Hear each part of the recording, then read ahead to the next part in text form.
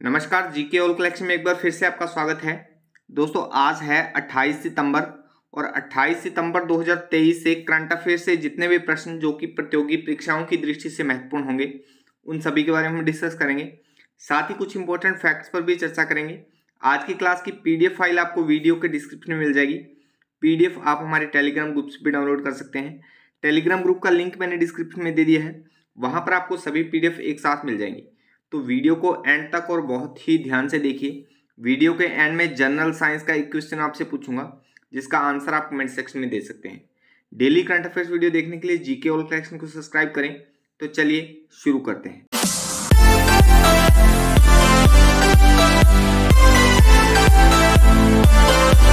आज के लिए पहला प्रश्न है, कौन सी कंपनी भारत में भूकंप चेतावनी सेवा शुरू करने जा रही है? तो भूकंप चेतावनी सेवा शुरू करने की घोषणा की है अभी गूगल ने, यानी सी ऑप्शन इसका सही हो जाएगा। चलिए इसके बारे में थोड़ा और विस्तार से देख लेते हैं। गूगल भारत में एक भूकंप चेतावनी सेवा शुरू करने जा रही है जो भूकंप की तीव्रता का पता लगाने के लिए एंड्रॉयड स्मार्टफोन में लगे सेंसर का उपयोग करेगा। गूगल ने राष्ट्रीय आपदा प्रबंधन प्राधिकरण यानी एनडीएमए और राष्ट्रीय भूकंप विज्ञान केंद्र यानी एनएससी के परामर्श से भारत में एंड्रॉयड भूकंप चेतावनी सेवा पेश किया है। तो इस प्रश्न से यहाँ पर इतनी सी जानकारी ध्यान में रखिए। यहाँ पे हमने गूगल की बात की है, तो एग्जाम पॉइंट ऑफ व्यू से प्रश्न बन सकता है गूगल के बारे में। तो थोड़ी सी सामान्य से जानकारी हम गूगल के बारे में भी देख लेते हैं। लोगो आप देख पा रहे हैं, हम हमेशा यूज़ करते हैं अक्सर, तो गूगल का सबको पता ही है। विश्व का नंबर 1 जो सर्च इंजन है वो गूगल है और सेकंड नंबर पे है वो जो वीडियो रूप में हम देखते हैं यूट्यूब है। सबसे जो पहला है वो गूगल ही है। प्रकार गूगल का सार्वजनिक है। उद्योग इंटरनेट कंप्यूटर सॉफ्टवेयर है।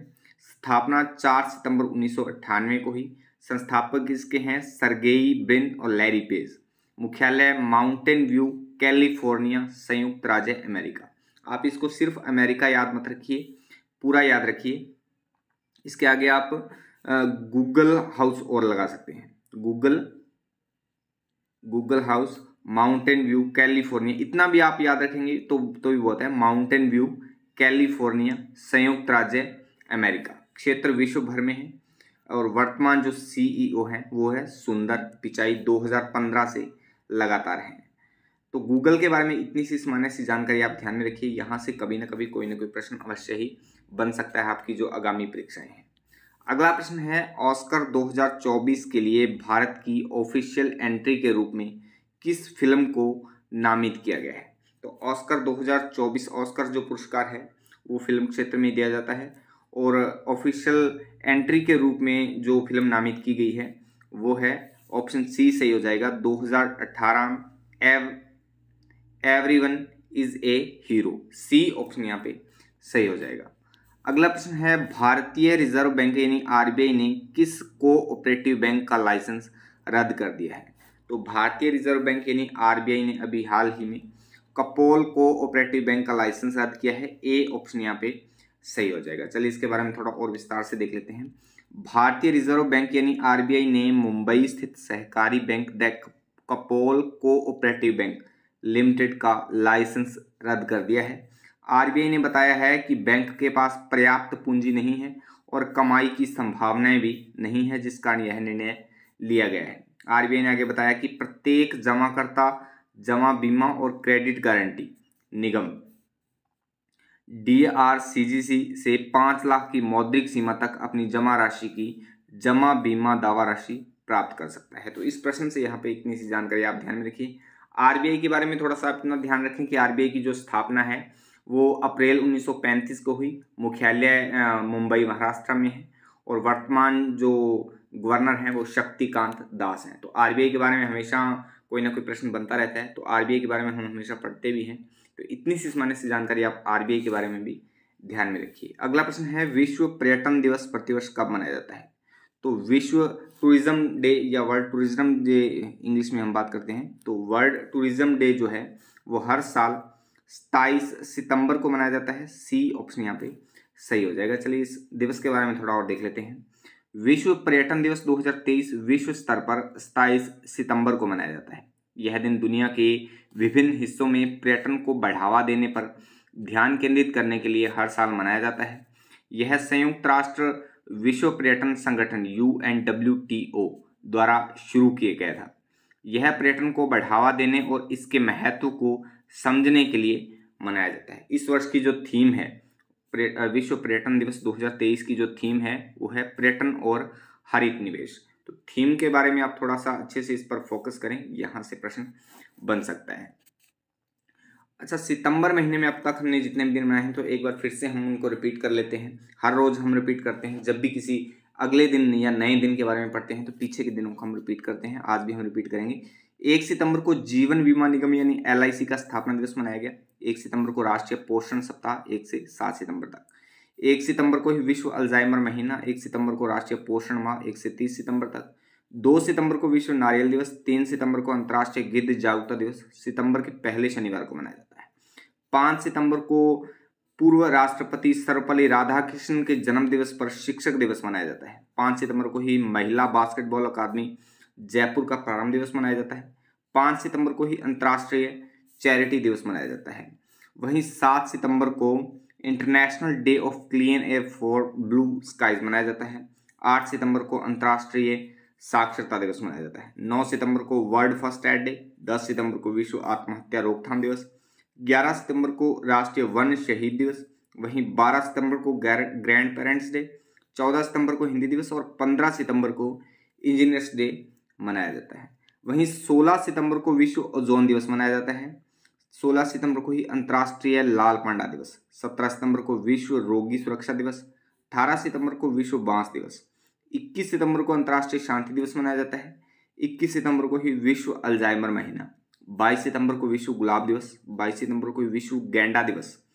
23 सितंबर को अंतर्राष्ट्रीय सांकेतिक भाषा दिवस और 24 सितंबर को विश्व बधिर दिवस में मनाया जाता है। वहीं 25 सितंबर को विश्व नदी दिवस मनाया जाता है। 25 सितंबर को ही विश्व फार्मासिस्ट दिवस मनाया जाता है। 25 सितंबर को अंत्योदय दिवस। 26 सितंबर को विश्व गर्भ निरोधक दिवस मनाया जाता है और 26 सितंबर को ही वर्ल्ड एनवायरमेंटल हेल्थ डे मनाया जाता है। वहीं आज हमने बात की है विश्व पर्यटन दिवस 27 सितंबर को मनाया जाता है।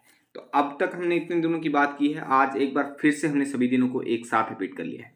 जैसे जैसे हम आगे के दिनों को पढ़ते चलेंगे पीछे के दिनों को हम साथ ही रिपीट करते चलेंगे, जैसा हम हमेशा से करते आ रहे हैं। अच्छा, अगर ये क्लास आपके लिए हेल्पफुल है, आप इस क्लास से कुछ सीख रहे हो तो वीडियो को लाइक कमेंट करके शेयर जरूर कर दिया करो। आपके एक लाइक और कमेंट से मुझे मोटिवेशन मिलता है और मैं हर रोज एक नई एनर्जी के साथ आपके लिए अच्छे से अच्छा कंटेंट बना पाता हूँ। चलिए अगला प्रश्न है, निम्न में से किसे दादा साहब फाल्के पुरस्कार देने की घोषणा की गई है? तो दादा साहब फाल्के जो पुरस्कार है वो फिल्म क्षेत्र में दिया जाता है। बेहतरीन काम करता है जो फिल्म क्षेत्र में। तो इस बार जो दादा साहब फाल्के पुरस्कार है 2021 का है। ये 2021 का जो दादा साहब फाल्के पुरस्कार है वो वहीदा रहमान को दिए जाने की घोषणा की गई है। सी ऑप्शन यहाँ पे सही हो जाएगा। अच्छा, दादा साहब फाल्के पुरस्कार है, इसके बारे में थोड़ा आप देखिए, यहाँ से कोई ना कोई प्रश्न बन सकता है। पुरस्कारों में के बारे में अक्सर प्रश्न पूछे जाते हैं। तो दादा साहब फाल्के जो पुरस्कार है ये सर्वप्रथम 1969 में दिया गया था। अंतिम बार कब दिया गया? 2020 में। और अब 2000 जो घोषणा हुई है वो 2021 के पुरस्कारों की घोषणा हुई है, दादा साहब फाल्के पुरस्कार 2021 की। क्षेत्र जो है वो भारतीय सिनेमा की वृद्धि और विकास में उत्कृष्ट योगदान के लिए दिया जाता है। वहीं प्रायोजित किसके द्वारा किया जाता है? तो फिल्म समारोह निदेशालय द्वारा प्रायोजित किया जाता है। प्रथम विजेता इसकी कौन थी? देविका रानी। और हालिया जो विजेता है यानी 2020 में लास्ट टाइम दिया गया, तो 2020 में किसे दिया गया? आशा पारेख को। कुल पुरस्कार तो 2020 तक यानी 2020 तक 52 को ये मतलब पुरस्कार दिया जा चुका है 52 विजेताओं को। इनामी जो इसकी राशि है वो 10 लाख है, 10 लाख रुपए है, $13,000 और एक स्वर्ण कमल और इसके साथ एक आगे देख पा रहे हैं आप शाल भी है। और दादा साहब फाल्के की आप यहाँ पर देख पा रहे हैं तस्वीर में। दादा साहब फाल्के जिन्हें अक्सर भारतीय सिनेमा के पिता के रूप का श्रेय दिया जाता है, उन्होंने भारत की पहली पूर्ण लंबाई वाली फिल्म राजा हरिश्चंद्र जो कि 1913 में बनाई गई थी, इनके द्वारा बनाई गई थी। तो ये भी आप थोड़ा सा ध्यान में रखिए, बहुत ही महत्वपूर्ण यहाँ से जानकारी आपको मिल जाती है। ये इसका स्क्रीनशॉट आप ले सकते हैं। स्क्रीनशॉट लेके एक बार दोबारा से फिर से रिपीट कर लें। दादा साहब फाल्के पुरस्कार की तस्वीर आप अच्छे से देख लें।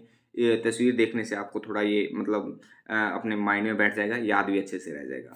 तो भारत की जो ऐसा भी प्रश्न इसमें से आ सकता है कि पूर्ण लंबाई वाली जो फिल्म है वो कौन सी है? राजा हरिश्चंद्र, जो कि 1913 में बनाई गई थी दादा साहब फाल्के द्वारा। तो दादा साहब फाल्के पुरस्कार से इतनी सी जानकारी आप ध्यान में रखिए। अगला प्रश्न है, किस राज्य सरकार ने अल्पसंख्यक समुदाय के बेरोजगार युवाओं के लिए एक नई योजना की घोषणा की है? तो अभी हाल ही में बिहार सरकार ने अल्पसंख्यक समुदाय के युवाओं के लिए, बेरोजगार युवाओं के लिए एक नई योजना की घोषणा की है। ए ऑप्शन इसका सही हो जाएगा। चलिए ये योजना क्या है इसके बारे में थोड़ा देखिए। बिहार सरकार ने अल्पसंख्यक समुदाय के बेरोजगार युवाओं के लिए मुख्यमंत्री अल्पसंख्यक उद्यमी योजना, ये महत्वपूर्ण है कि ये योजना कौन सी है, शुरू करने का फैसला किया गया है। मुख्यमंत्री नीतीश कुमार, बिहार के वर्तमान मुख्यमंत्री हैं नीतीश कुमार, जिनकी अध्यक्षता में हुई कैबिनेट की बैठक में यह फैसला लिया गया है। इस योजना के तहत बेरोजगार अल्पसंख्यक महिला या पुरुष, दोनों ही हैं, इसमें केवल पुरुष नहीं है, महिला या पुरुष दोनों ही हैं, को नया उद्योग शुरू करने के लिए राशि कितनी है? 10 लाख रुपए प्रदान की जाएगी। तो इस प्रश्न से यहाँ पर इतनी सी जानकारी आप ध्यान में रखिए। अच्छा, बिहार के बारे में हम यहाँ पर बात कर रहे हैं। तो बिहार की लोकेशन भारत के मानचित्र में यहाँ पर उत्तर पूर्वी छोर में आप देख पा रहे हैं।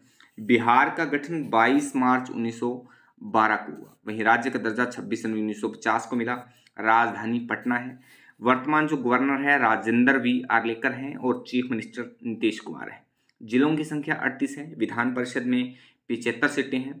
द्विसदनीय विधानमंडल है, विधान परिषद और विधानसभा दोनों हैं। विधान परिषद में 75 सीटें हैं, विधानसभा में 243 सीटें हैं, वहीं राज्यसभा में 16 सीटें हैं और लोकसभा में 40 सीटें हैं। तो बिहार के बारे में इतनी सी सामान्य सी जानकारी आप ध्यान में रखिए। यहाँ से भी कोई ना कोई प्रश्न अवश्य ही बन सकता है। अगला प्रश्न है, यस बैंक ने हाल ही में किसे होलसेल बैंक का कंट्री हेड नियुक्त किया है? तो अभी यस बैंक ने हाल ही में मनीष जैन को होलसेल बैंक का कंट्री हेड नियुक्त किया है। बी ऑप्शन यहाँ पे सही हो जाएगा।